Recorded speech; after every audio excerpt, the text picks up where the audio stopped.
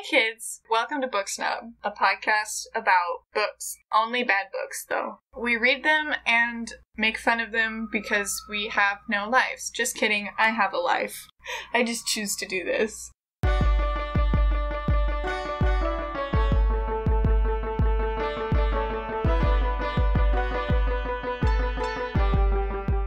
Hey kids, welcome to Book Snub. My name is Ivy, or Soggy, or Clara. That's my real name. Didn't say it last time, but it felt weird to be like fake names, so. And oh my god, they were roommates. Okay, well, since Ivy wants to just give out real governmental names on this program, I'm Potatoes, but you can call me Lynette, and I love the Cheesecake Factory. Hi, I'm Rachel, and apparently also Jazz, because they will call me that. Oh, I will. I eat dragons for a living. No, you That's don't. a lie. Shut the fuck up. Wow, hostility. We're continuing our reading of Unenchanted by Chanda Hahn, and we got up to chapter 8 last time, and we left off where Mina was about to get attacked by some guy with a tattoo. With a wolf tattoo on his chest. Wonder which fairy tale he's from. Cinderella. So Mina and this man basically have a showdown in this alley next to the library, and he almost kills her. He, lifts her off the ground. I like how Chanda Hahn... So I didn't read this part. All you need to know about this part is that Chanda Hahn thinks that proper nouns work as plural nouns. Like, if she refers to her Converse dangling off the ground, which makes it sound like Mina only has on one Converse. You know, I just love to wear my Converse every day. Just one singular Converse. My purple Converse All-Stars, and my purple hoodie, and my blue shirt, and my black pants, and my brown hair, and my chocolate milk stain. That's the most important part. So yeah, she's getting attacked by this man, and then, what's his name? Brian shows up Bronski. and cracks... Brandon? and cracks him over the head with a 2x4. And, yeah, the 2 times 4. That 2 times 4. That's how she writes it out, and that's just what I think every time. 2 times 4 equals 8. He cracks him over his head with an 8. So yeah, somehow this 15-year-old skinny boy manages to beat up this grown man who's, ripped with a wolf tattoo. That's just how they do it. Brody's, remember he's the perfect smoothie of, jock and... So then Mina runs away, I guess. Oh no, he fireman carries her out. Don't get it twisted. He, runs his hands gently up and down her arms, Ugh. searching for broken bones. What? Which is okay. That's not what you do. Weird. Oh, that's exactly what you do. Oh, is that what you do? Searching for broken bones, you just, creepily caress them? Yeah, that's what medical professionals do all the time. That doesn't happen to you when you go to the hospital? I've never been to a hospital because I'm invincible. So yeah, Brody basically, fireman carries her out of there. Brody grabbed Mina's face between his hands and searched for her face for bruising. That's not how you do it either, Brody. Let me just grab your face.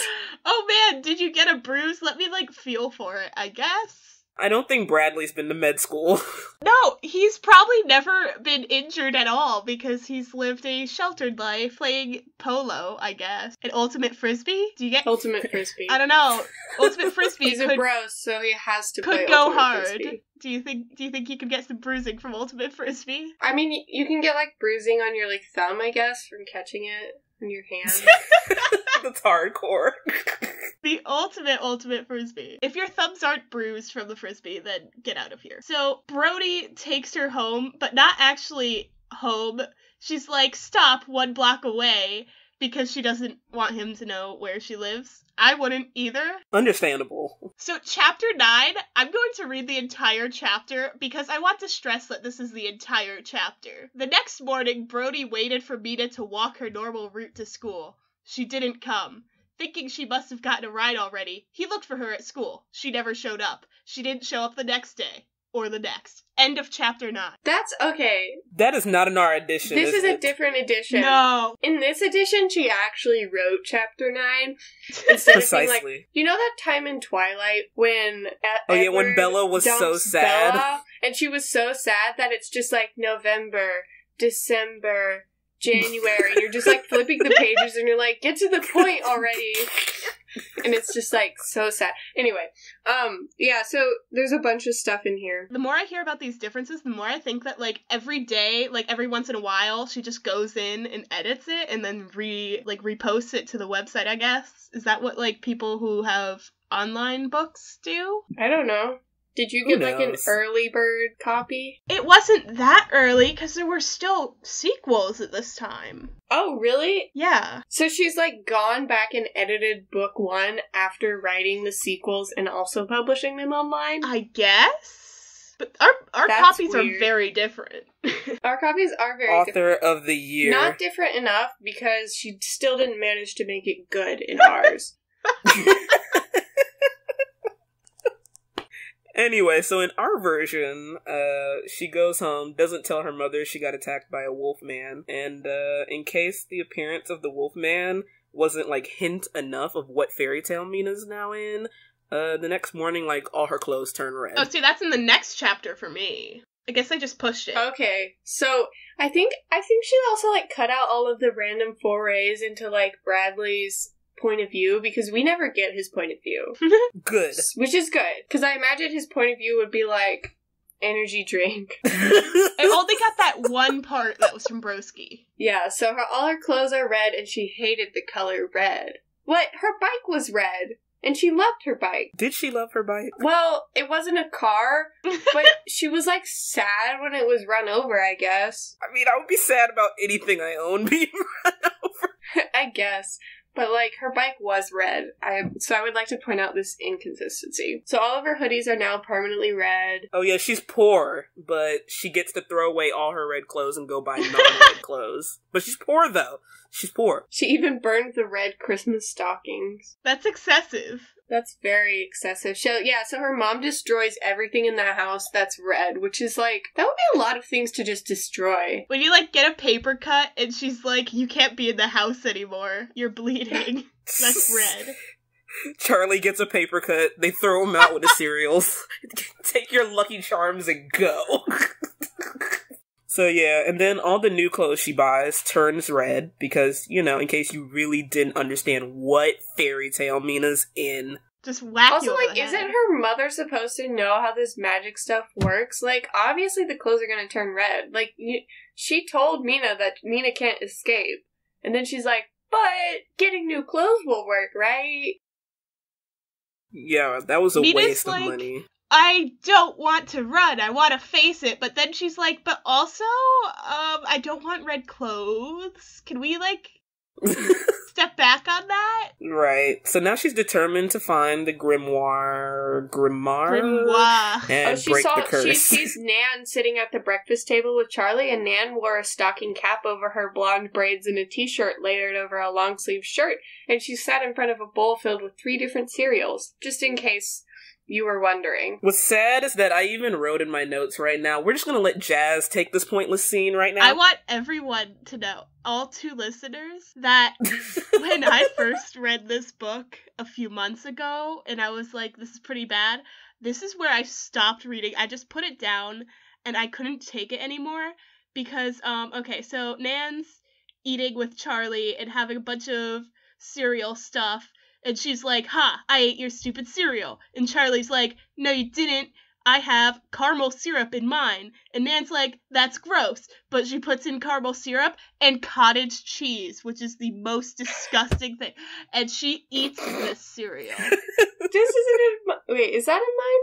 Oh, this isn't our copy. Okay, Is it? Yeah. This is a big plot Yeah. point. If you miss this, I don't know what's the point of having the book. She eats, like, 3 different cereals mixed together and then is like, ha, I did it without puking. Like, great. Like, 3 different cereals isn't that much. But I haven't gotten to the cottage cheese All yet. cereals taste the same. Yeah. It's probably not, like, a culinary masterpiece, But, like, it's not gonna be like, I'm gonna puke because of these cereals. Like, maybe Chanda Hahn has just, like, never met a cereal? eaten real food. She's never met a real cereal before. Chanda Hahn has never met a Cocoa Puff. Anyway, so before I continue with the summary, I want you to know that on page 90, she commits a cardinal sin and disrespects the hell out of Powerpuff Girls. Yes, holy crap. I hate the Powerpuff Girls diss. Also because it's like Power Right. Puff Girls. Like, there's two words. Power Puff makes it sound like another cereal. Oh my gosh, she's never seen the Powerpuff Girls. She's just So like now that throughout you whatever won, the what are you girliest going to thing make she could Charlie think of. watch? I don't know, I was thinking of something really horrible, like the whole first season of Powerpuff Girls. Something completely girly and embarrassing. Okay, like, Charlie's like 6. He would enjoy the Powerpuff Girls. Like, why would he hate it? Because he's a boy, and, you know, like, boys, right? You know how they like boys, and, you know. Boys. Boys. Oh, I also, real quick, when Nan's, like, spitting out this terrible cereal thing with cottage cheese and caramel, she rinses her mouth out with orange juice, which is, to me, like, a questionable thing to rinse your mouth out with. Because, like, when you have a bad taste in your mouth, orange juice just compounds that. Yeah, just, like, rinse your mouth out with water and then go brush your teeth. Don't be disgusting, man. So anyway, Nan didn't come over to eat cereal. You know, I always come over to eat cereal, so... Oh no, she didn't come over to eat cereal. She came over for a gossip sesh. Actually, before we talk about that, Mina just, like, has a little aside about her, like, opinion of Nan's upbringing and how spoiled she is. She's just like, Mina thought Nan would have made a great sibling if her parents hadn't divorced when she was young. It's like, you know, blaming Nan for her parents' divorce. Spill that tea. Neither one remarried, making Nan the quintessential only child, loved, spoiled, and a little lonely. I am an only child, and I'm offended right now, actually. Are you spoiled and alone and lost in the world? And alone. I mean, I'm currently alone. I don't know. I'm just sitting here alone. So anyway, Nan comes over for this gossip sesh. Dish about what happened 2 days ago that made you miss school and send Brody into a coma. And then Mina's like, he's in a coma? And she's like, no, not literally. She's like, but like, if you just like say someone is in a coma, people will believe you. Because she says it so matter-of-factly, like, what did you do that made Brody get sent into a coma? And then she's like, how dare you think, like, Brody was actually in a coma? I was obviously joking. Joking. She has a very relatable line, Nan, and I really connect to her on this. I didn't drive all this way for nothing on a Saturday morning. I have cartoons to watch. Same. The only Relatable. good line in this book. So yeah, Mina basically ends up telling Nan, like, the whole prophecy and the fact that she's doomed to live life through fairy tales until she breaks the curse. So yeah, she tells her all of this great stuff, and Nan basically doesn't even blink an eye and acts like all this is normal, like, oh, you just have to live through fairy tales. Here's the part where Nan is like, yeah, right, I'm supposed to go to Yale and become a lawyer like my father and his father before him, but do you see me treading down that path? No way, Jose. I'm hitchhiking to Juilliard instead. Juilliard! That's precisely how she spells it. When you can't even spell it. Juilliard. I feel so disrespected right now. Like, that line really gets me because she's acting like Juilliard is a downgrade from Yale. Like, they aren't roughly on the same level, but just different disciplines. I like how it implies that if she just walks to Juilliard, they'll just accept her. Precisely. Like, oh, you're here. You don't have to do anything to get into Juilliard. You just hitchhike there. You don't need to know how to spell Juilliard. You just hitchhike there.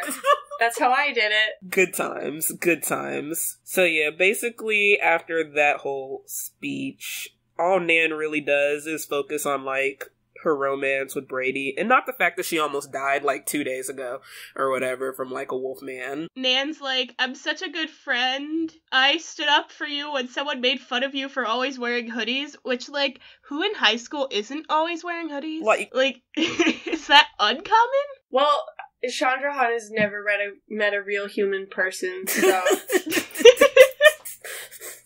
I think Chanda Hahn has a husband. I'm 10,000% sure. There is no way her husband is a real human person. So yeah, basically, her and Mina go to a store. Oh yeah, they go to the pet store because Mina has forgotten what happened 40 pages ago with those animals. And it demonstrates once again that Chanda Hahn has never met a dog or doesn't like dogs. What page is the pet store on? Oh, puppies, I found it. Popper's Pets. I like it. So yeah, basically she just walks around the pet store. She walks in and she was hit by the scent of dog urine and bleach. Which is not what a pet store smells like, if I recall correctly. Not at all. They smell like treats, you know? Right. Like dog treats. And then you're just like, this is a nice place. So, Nan's chilling with the puppies, and Mina's like, I don't like dogs. So she walks over and hangs out with the birds. Yeah, so because she walks over to the birds and they're like all silent, and she's like, whoa, that's so weird. And then this is like the last paragraph of the chapter, so it's supposed to be like a really dramatic like cliffhanger. And it's like, the bird crooked his head and snapped his beak a few times before it spoke one word. Doom. Dun, dun, dun. Chapter 10. But I literally, now I want to own a pet store and just train all the birds to say ominous words like death, doom, I don't know. Potato. Blood. What else? Guts. Dead, yeah, guts. Chanda Hahn. Chanda Hahn. Oh my gosh. So yeah, basically after this encounter, all the other animals start losing their minds. Some frogs start trying to jump out of their cage. Doom, doom. Yeah. Apparently they're fish aren't smart enough to start rebelling and rioting. Also, this pet store in Nowhereville, America has poison dart frogs for some reason. What? And Chanda Hahn doesn't know the difference between a toad and a frog.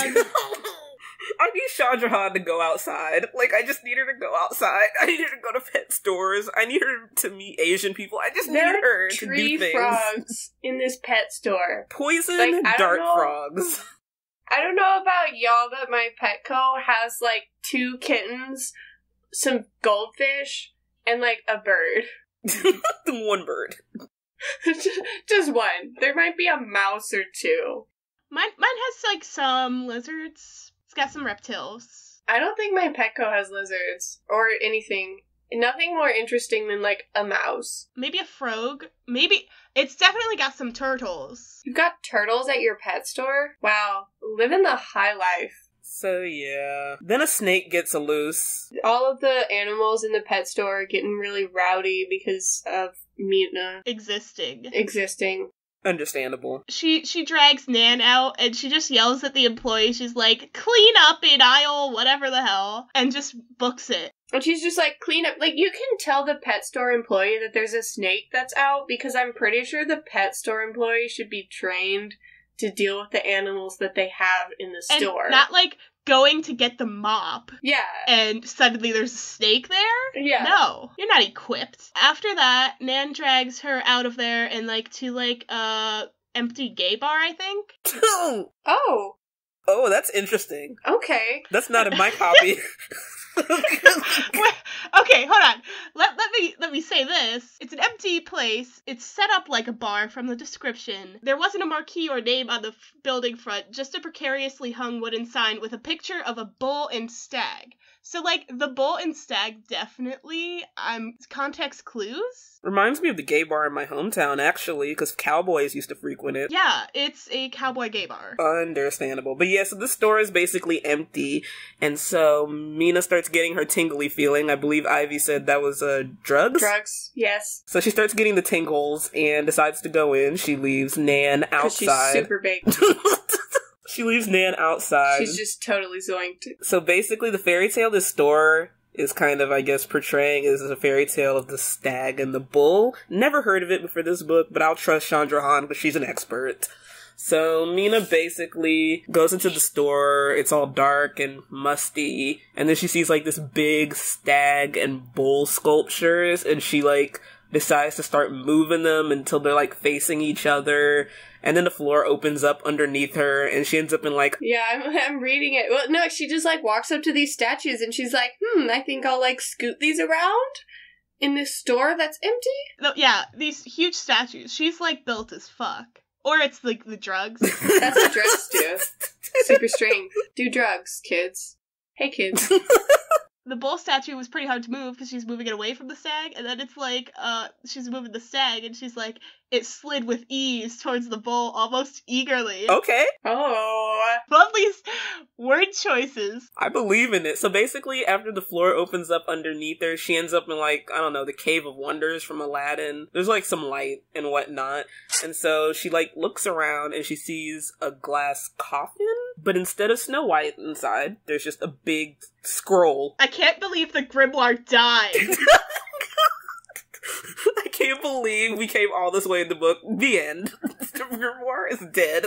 So the scroll basically opens up when she goes over to the coffin, and out falls this big book, presumably the grimoire. And so the grimoire is apparently sentient and can shapeshift into smaller things. It says that she sees a clear glass coffin, and then she realizes that it's not a coffin, but a chest. And it's like, how big is this chest that she thought it was a coffin? Or, how, like, does she know how big a coffin is? Also, shape-wise, chest and coffins... Shape-wise, they're, like, very different. Like, coffins are, like, sort of long, and you can, like, fit a whole person in them, and a chest is for just, like, a thing. Correct. Like, just one thing. So yeah, Mina basically finds the grimoire, and it's this little sentient book, and it turns itself into a nice little notebook for her. Hold on, it turns itself into about 18 different things, because Mina can't make up her fucking mind. Scroll, and then Mina's like, no.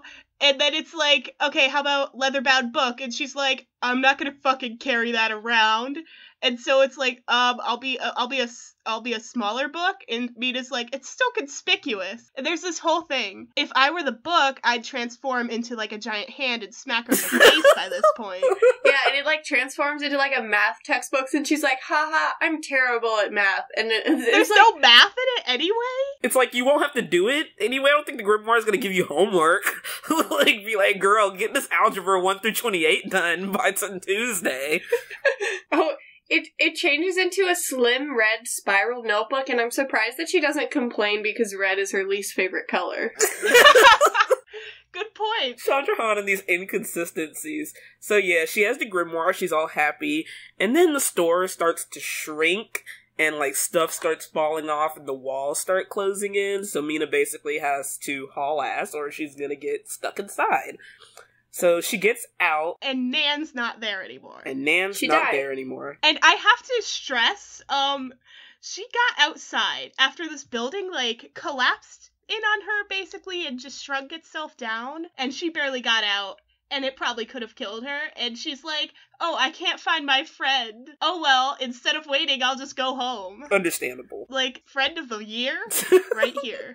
Yeah, it just says, like, instead of waiting, Mina decided to head home. Like, yeah, Yep. guess Why she's didn't gone. Nan come back in? Where was she? Yeah, doesn't matter. So yeah, and then this chapter ends with a shadow peeling itself off the wall and following her. So now we're getting real scary. So apparently the shadow was Wolfman, and he attacks her again. And once again, some random man helps her, but this time it's not Bart. It's a mystery boy. As the man neared, Mina felt the dread run across her spine, giving her an instant in which to react.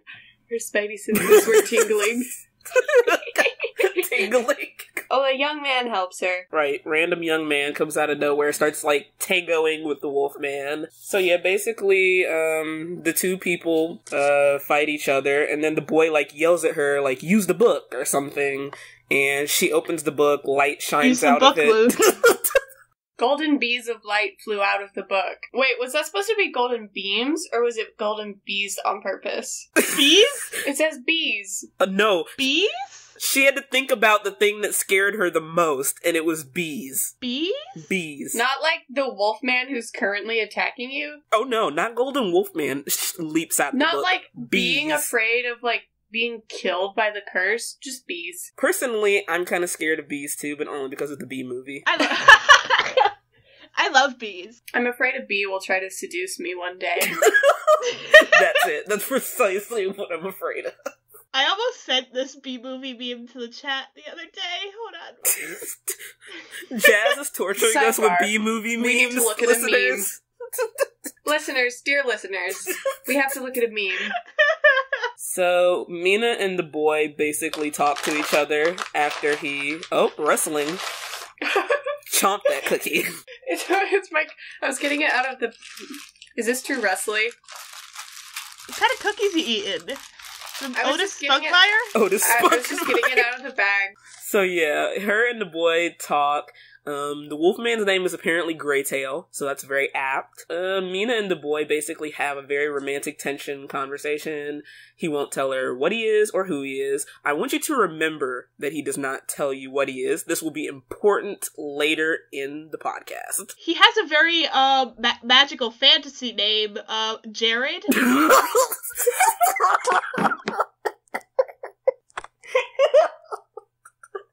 Very mysterious. Alright, so Jared continues to insult her, and Mina physically assaults him, and she sprints home for, like, the 18th time this book. She just books it on home.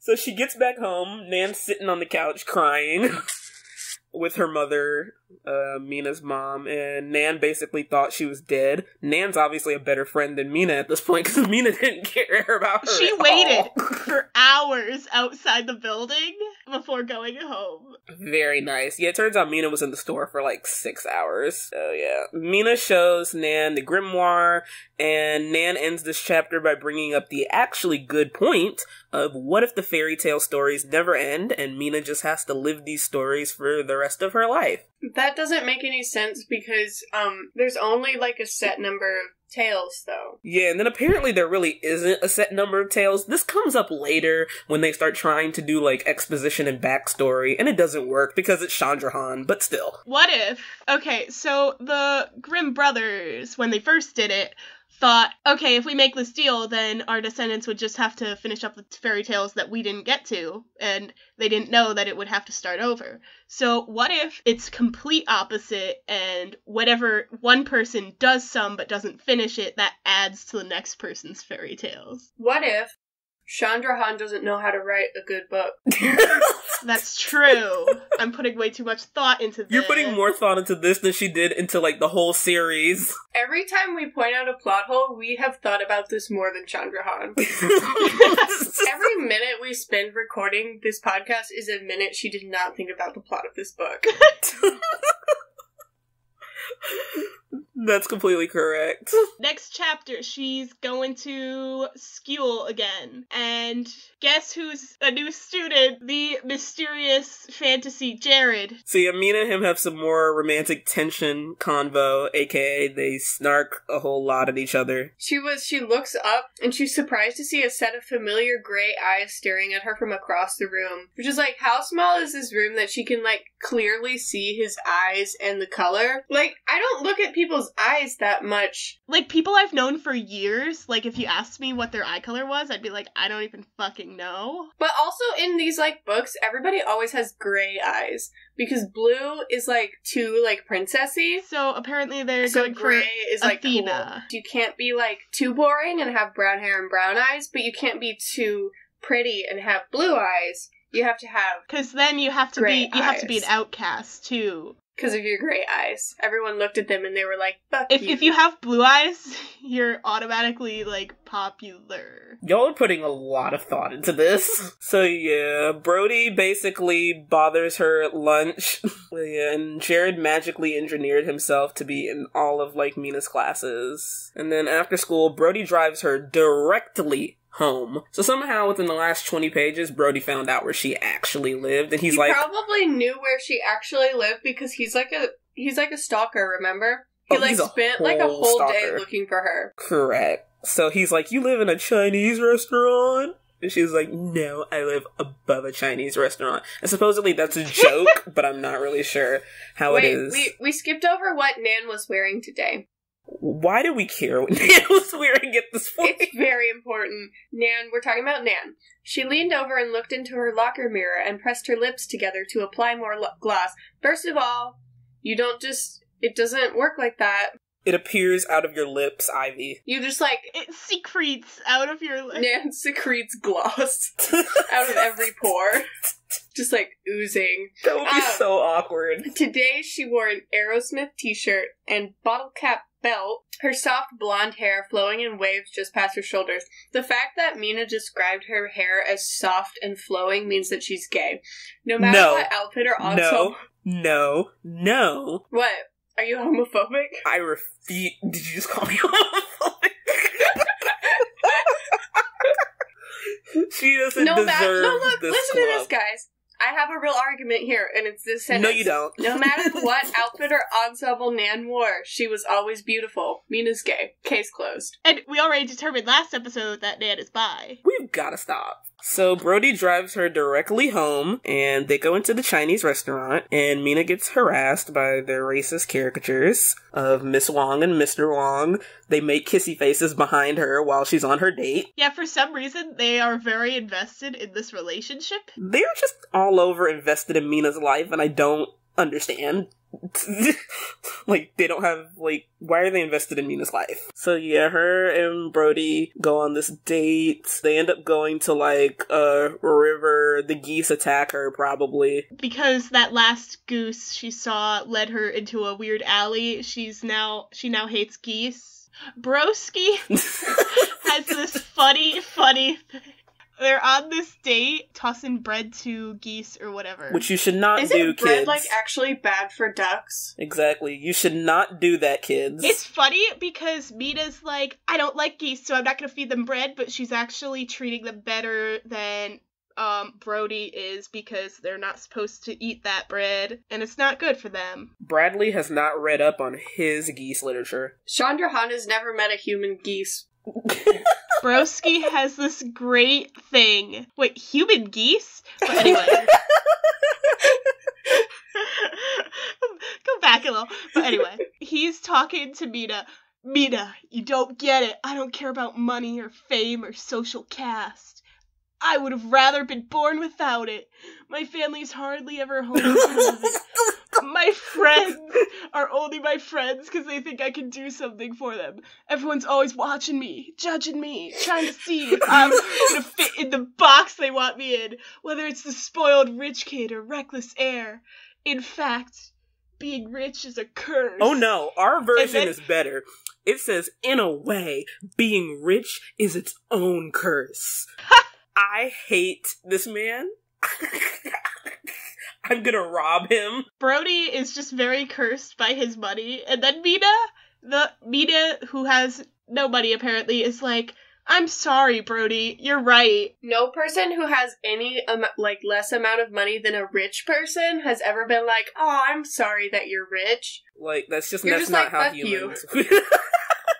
Guys, every day, I just have to cry, and then I have to dab my tears with just $100 bills, and that just...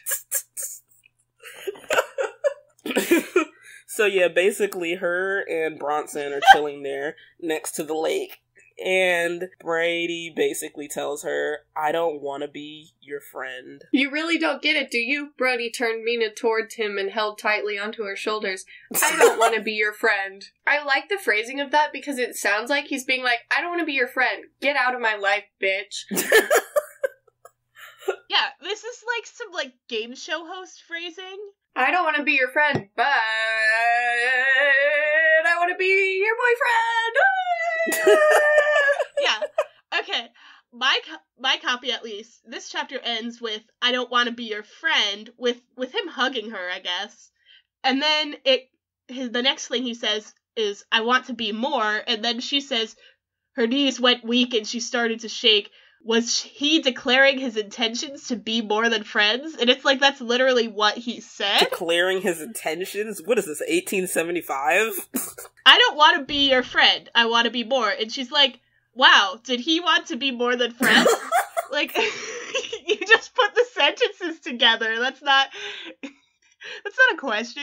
Chanda Hahn has never met a sentence. So yeah, Mina basically goes home and finds out that her house is ransacked. Apparently someone's been there looking for that book, the Smith-Awar. Looking for some extra hoodies.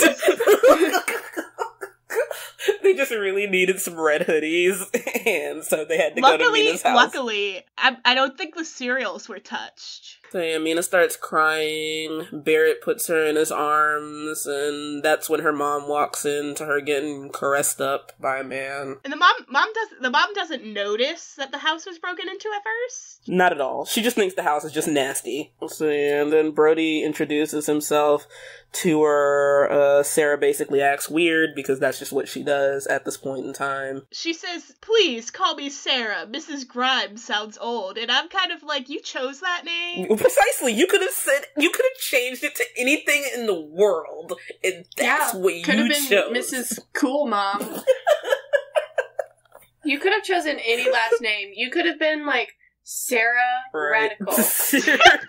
Sarah Totally Tubular. Why are you giving her all these like early 2000s type names? I can't think of anything else. Ivy actually skateboards in her free time. Sarah Skateboard. But anyways, Brad decides to stay for dinner, and there's a really good quote on page 135. Spaghetti meatballs. In case you were wondering. Meatballs.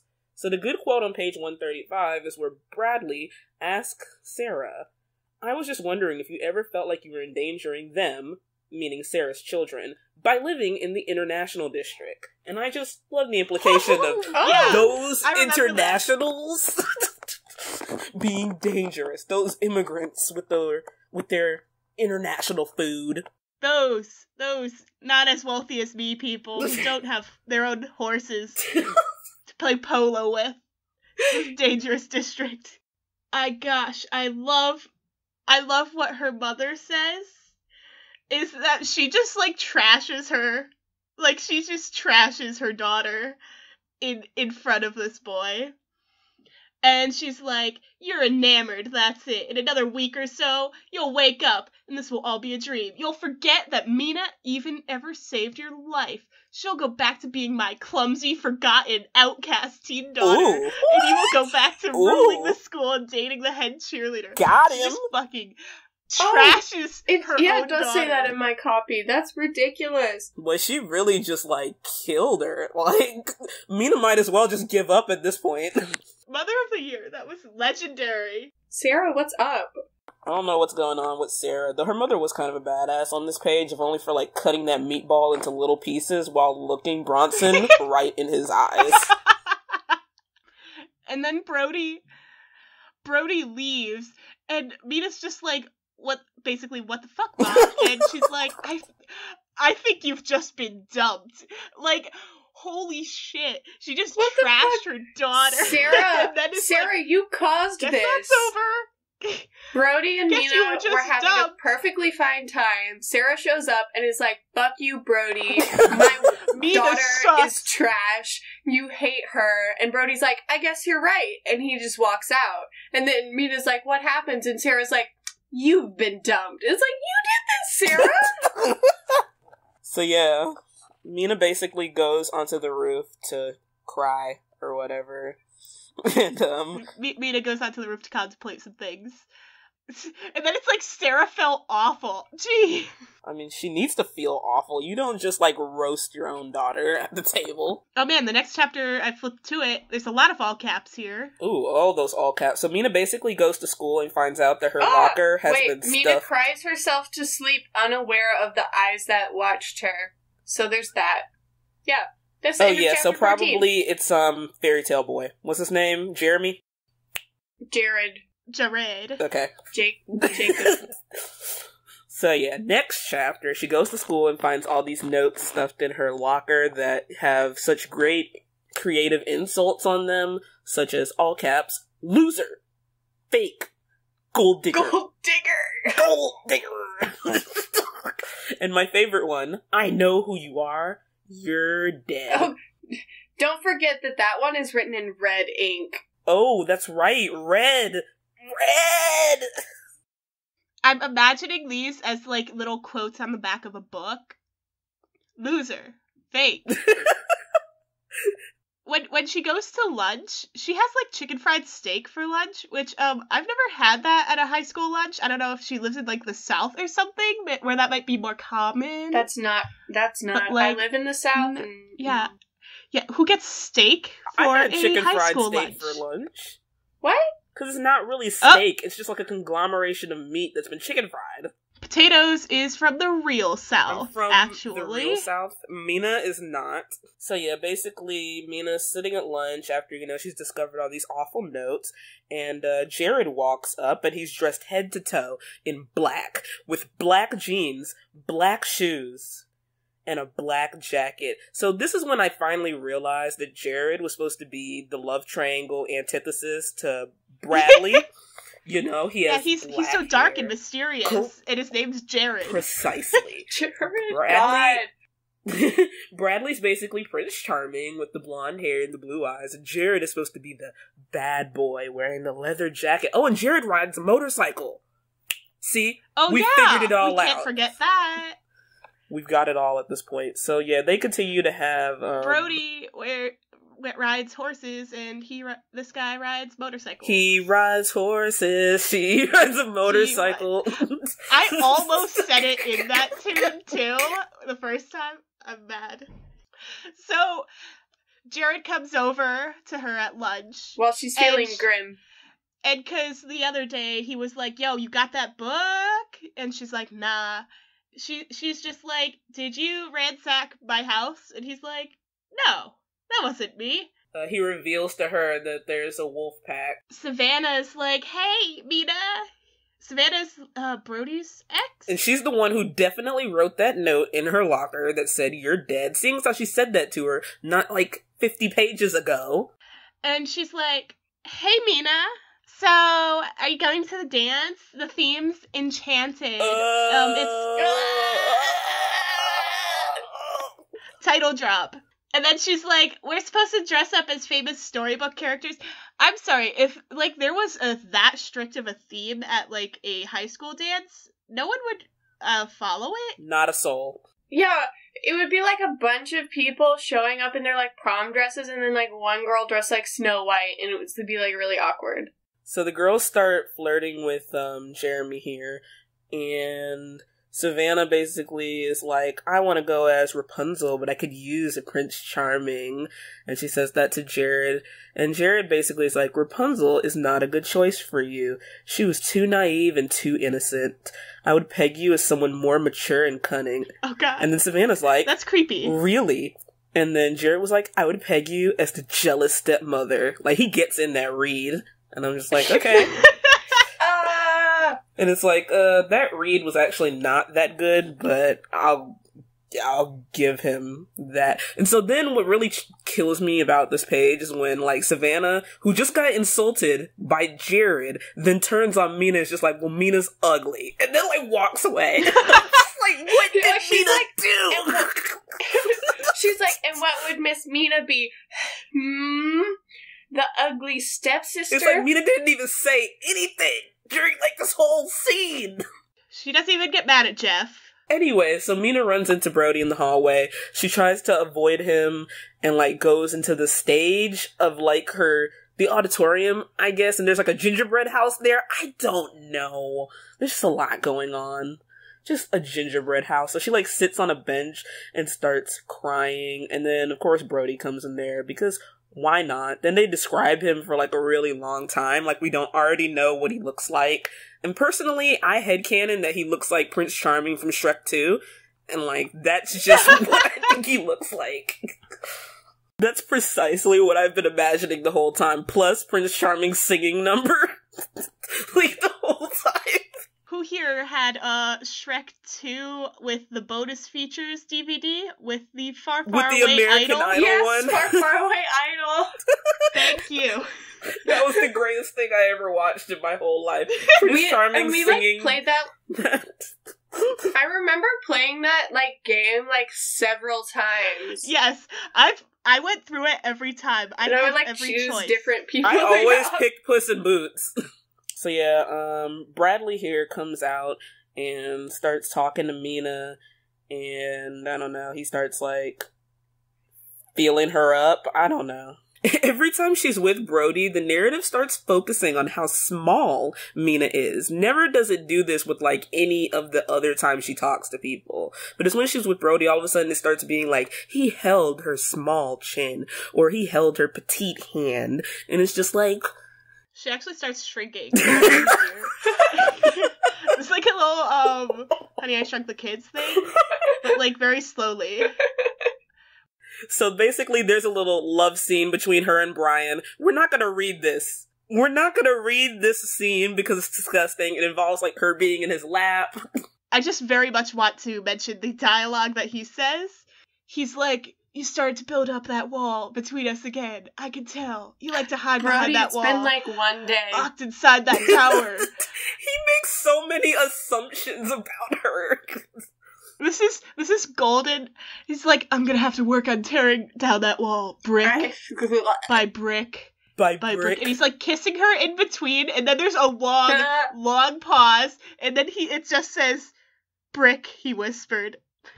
So anyway, after he left Mina's house, he says that he went home, destroyed some classic guitars, plural. What? He rode a motorcycle to another state. I need you to understand how relatable this is to the teens. I need you to really understand that is the most relatable to the teens. Like, he says he had an uncontrollable rage. We're gonna leave this scene alone. We're not gonna do this scene anymore. Maybe she meant to say, like the country, like the countryside? No, she didn't. No, she didn't. I'm sorry, did you just suggest that he rode his motorcycle across the country? No. See, I was trying to think if he's still saying, like, he rode his motorcycle across, like, the countryside. Yeah. He actually, this is what really happened. Forget the motorcycle. He started running, like Forrest Gump style, across the country and back. So anyway, Mina basically spends the rest of the day all happy because, Bart made out with her. Oh yeah, then Jared comes to burst her bubble and have some more sexual tension, talking. And then she rides on a motorcycle with him. Because he's like, come with me right now or never. There is something in this chapter that I have thought about for, like, hours. I've been thinking about how does Chanda Hahn think this is good? Is that they're training, like, dueling with some weapons, I think, like sticks. Yeah, okay, yeah, he like stops and breaks off a branch and it turns into a sword. Don't skip over that because that's You can't skip over that because that's very important. Okay, it's important, but Jesus Christ, they go into the water to train and he keeps knocking her over and she almost drowns and she's like, I can see why we're doing this in water because it didn't hurt hitting the ground. And it's like, no! It's much worse to nearly drown when you fall. You could try grass. I hear grass is very soft when you fall. Grass? Grass. Good. Water? You're gonna... She says she inhales water. Inhales it. And I have to assume this happens every time, because, like, you're getting the wind knocked out of you, and then you're gasping for breath, but she's, like, drowning every time she falls over. Basically, Mina and Jared are training, because Jared basically is like, I'm finally gonna help you stay alive. So they're training with, this sword that he made out of a stick by using his glowy golden fingers, because he's got the tingles as well. He's got those tingles in his fingers. Those tingles in his fingers? Oh my gosh, I believe in this. Okay, so here's a plot point that actually a couple of people in the Amazon reviews actually caught on to, despite these Amazon reviews being really positive. So, Jared never actually told her what he is, and then Mina all of a sudden is just like, she had realized that he was Fae a long time ago. And it's just like, when did she realize this? When? Yeah. Tell me when. He has a very, fairy-ish name. But she realizes it Jared. When he uses his dingo fingers.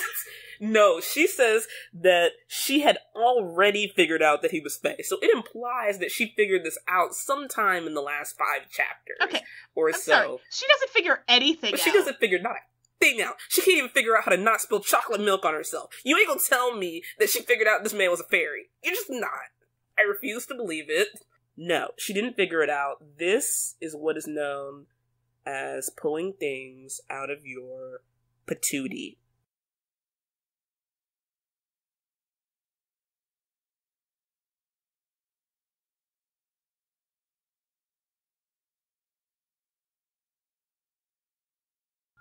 I thought potatoes said, this is what's known as pulling things out of your potato. I said patootie because I was trying not to curse for the teens.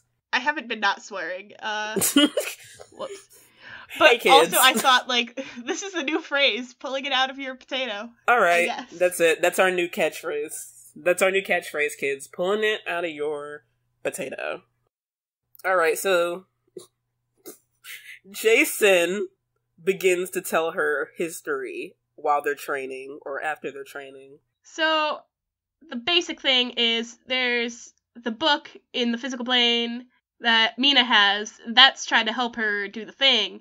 But then there's the book in the Fey plane that's trying to not help her do any of these things. And it's gained power over time. Correct. And the fairies are basically watching on their plane and they're basically watching this like a movie. They're just like, oh, that's interesting. They're on like a 12-hour flight and they're like, what's on the... What's going on over there with the humans? See, Mina's getting her ass handed to us. They're training, and, like, Mina's like, I don't want to attack you. And he's like, he says this one thing about her father, and he just says, do it for your father. And then she's like, oh man, how does he know so much about my father? Do it for your father. He knows that she has a dad. How did you know I had a father? What a wild guess. And then Mina, like, walks away from him because she gets mad at him for some reason. And, she's like, she wants to, like, run away from the story. And so she walks towards a random road. And then it just so happens to see the familiar green pickup truck with a bewildered Asian couple. Bewildered Asian couple. Do you know who that could be? And then she just gets in and speeds away.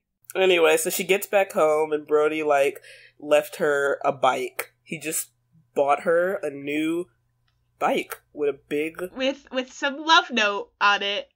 And her mom's like, oh, I'm so happy for you. I'd have killed her. Like she didn't rip this relationship apart 2 days ago. And Brody's like, go to the dance with me. And so I don't know why the fuck I sang that. Because you're a theater kid. Shit. She calls him up and she's like, I don't know if dancing is how I would want to spend my birthday. And he's like, it's your birthday? We could do something else, I guess. And she's like, no, spending my birthday with you would be the perfect gift. Like, they would still be together if they weren't dancing? Like, she's like, I don't really want to dance on my birthday. And he's like, we could do something else. And she's like, no, I want to be with you. Yeah, I don't want to dance on my birthday with you. And he's like, okay, we can do something else. And she's like, no, I want to hang out with you. And it's like, hold on. You can hang. So they decide to go to the dance, and he asks her what she wants to go to the dance as, like, what fairy tale character, and she looks around at all those wonderful red things around her room, and of course decides to go as Red Riding Hood. In case you didn't get it, 60 pages ago, when the Wolfman first showed up, that we are in Red Riding Hood. Okay, wait, hold on. There's supposed to be like 200 tales, and this one has only been Red Riding Hood so far. Is every book a different tale? Is Chanda Hahn writing 200 books? That's what I was really worried about when I finished this book. She has 6 books, and I think Mina has finished 2 tales so far, and Chanda Hahn has 6 books. Who knows? I don't care. Maybe Chanda Hahn is cursed to write these books forever. Yeah, that's the real curse. So, the Hanwar is... That just sounds so awful. Oh yeah, so she goes up to the roof. She's chilling there. Jared, of course, shows up. Jared basically tells her that she's gonna need his help to do this, as if he didn't already establish this a long time ago. Blah, blah, blah. They continue to talk. Babushka's bakery was Hansel and Gretel. The bakery was the gingerbread house. The old witch was Claire. They basically spelled this out word for word on page 167 for you. After Jared's done explaining that, Mina's like, I feel sick. And Jared helps her up, and he keeps one hand on her elbow to lead her down the fire escape steps. Like, again, with the elbow grabbing. Chanda Hahn has an elbow fetish. Anyways, so he continues to talk about, so Mina completed another fairy tale, which was The Bull and the Stag, so she's completed 2, and now she's in Red Riding Hood, which will culminate at the dance. Bada bing. So her and Jared do some more things. He admits that he's been watching her, so she's got another stalker.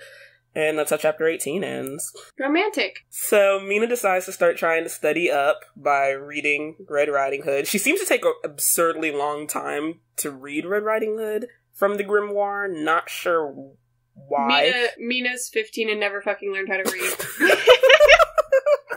Jared, comes up, and Brody's like, hey, what the hell you doing down here? Her man voice. And Jared's like, I thought I'd ask her to the dance, I guess. Is his excuse.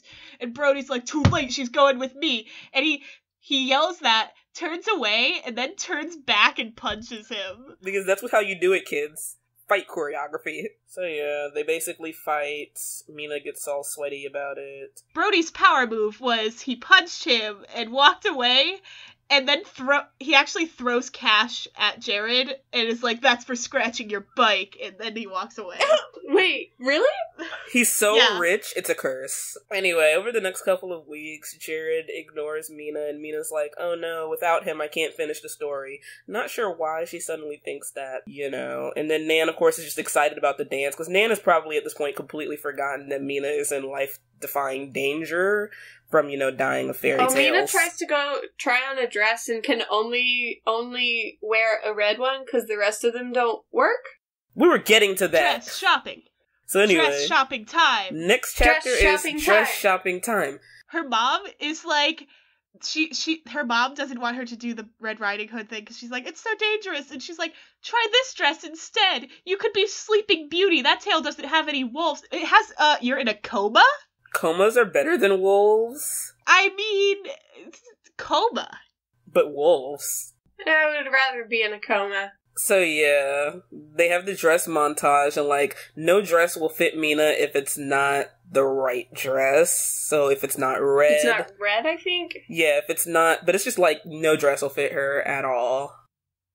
So she gets this dress, and she's like, she talks to the story, kind of like a, I don't know. She's like, yo, if you want me to wear this dress, you better make it cheap. And so she gets this little Red Riding Hood fancy dress with a cape and a hood. It has for $2. A petite corseted and her mom waist. just never stops crying this entire time. Which totally makes sense. I'm skimming through this chapter, and there's just random sentences where it's like, Sarah cried harder. And I was like, has she just been sitting there just sobbing in the thrift store? And Mina's spinning around in her sparkly red dress, and she's like, wow, it's so pretty. And Sarah's like, ah! And then the store lady is just And the store lady's like, just another day. So yeah, of course the dress comes with a cape, because in case you didn't know, we are in Little Red Riding Hood. So it's her birthday, day of the dance. And so Brody shows up. He's like, yo, bought you a cell phone. Because that's what you do, kids. He's wearing a white shirt, a white but torn up shirt, dark distressed jeans, probably his family's own label, and black shoes. His wearing blonde jeans? hair touched the collar of his shirt in the back, and it looked like he hadn't shaved in a few days. But the whole look was very pleasing to the eye.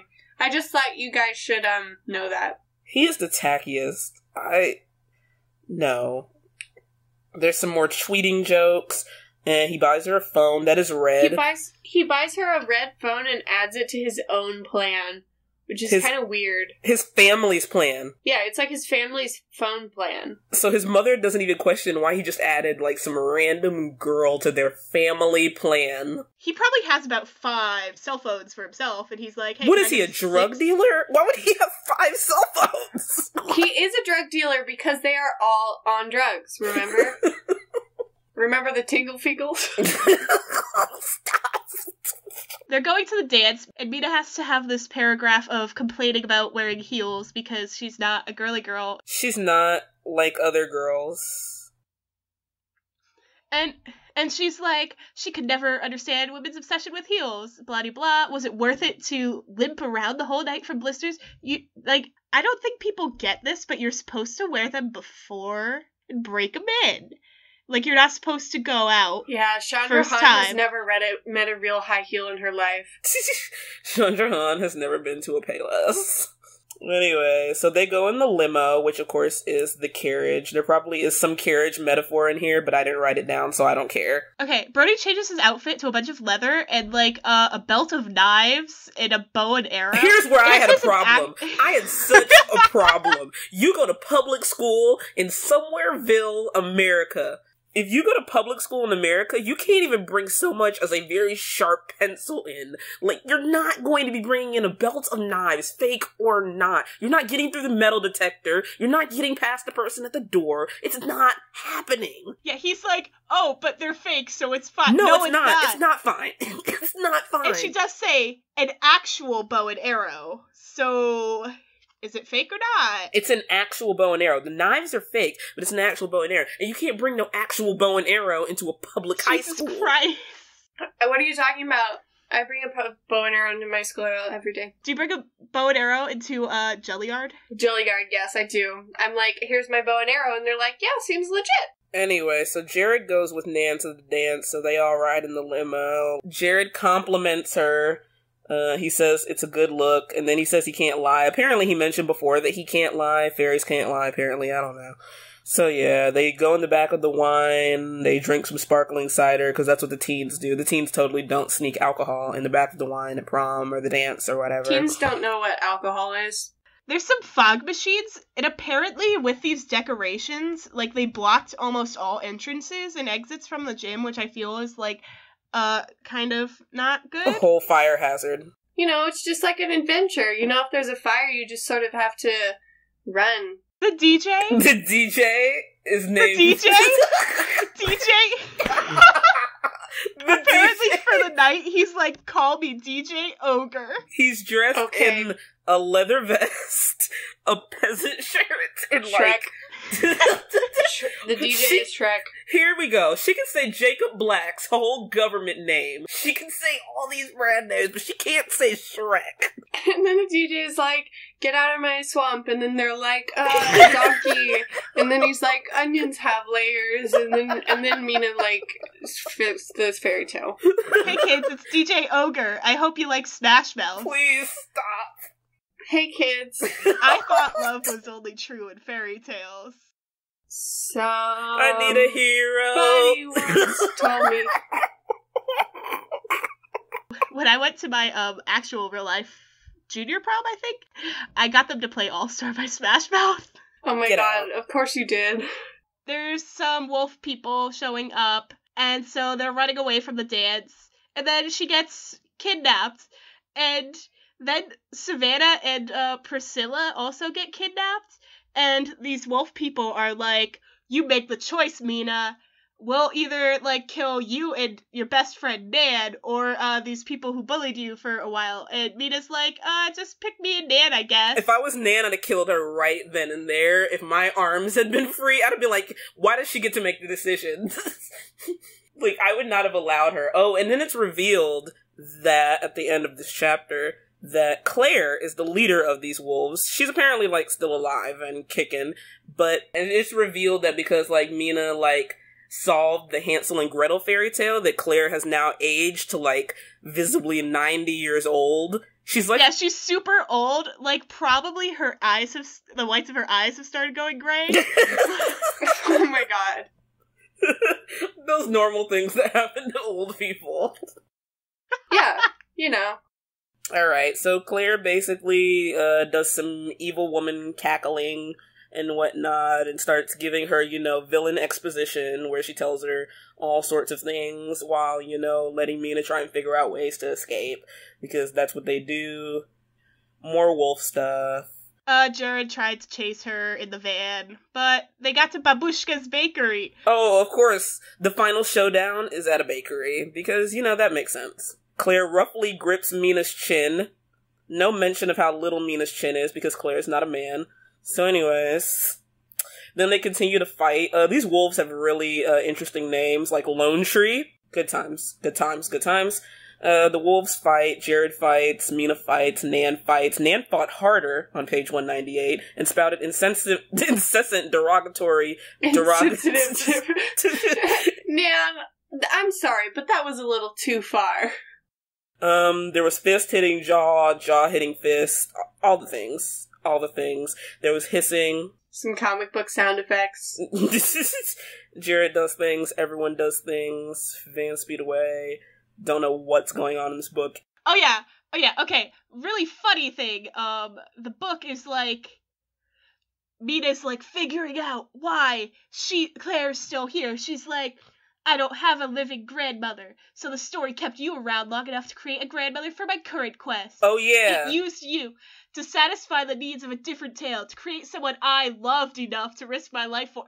Yeah, what love does she have for Claire? Claire, like, puts her hand on Nan and sucks Nan's youth out. So then Claire turns, like, visibly 40 years old, and Nan turns into a real-life Nan. Bada bing.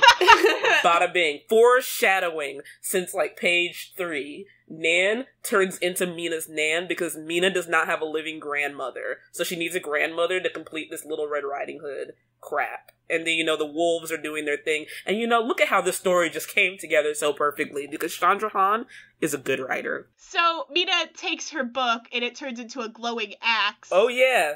And then Mina's like, I am the hunter in the Red Riding Hood story. Mina starts crying after this because when she successfully does all this shit, everything all this resets. shit is like the grimoire turning into an axe, a glowing axe. And then she doesn't she kill a wolf with it? Yeah, she wrecks the shit. She does the, I'm pretty sure she kills, like, multiple wolves with the grimoire turned into a glowing axe. 10,000% certain. She kills Lone Tree. No, she doesn't. She kills some unnamed wolves. Lone Tree's still alive, mysteriously. We didn't need them. Alright, so continue with her crying. Everything reset itself. Oh yeah, so the story basically ends... doesn't even know her. So basically everything ends when the grimoire turns back into a book and Claire gets sucked into the book, and I feel like they stole that from Scooby-Doo. Oh, like Jumanji.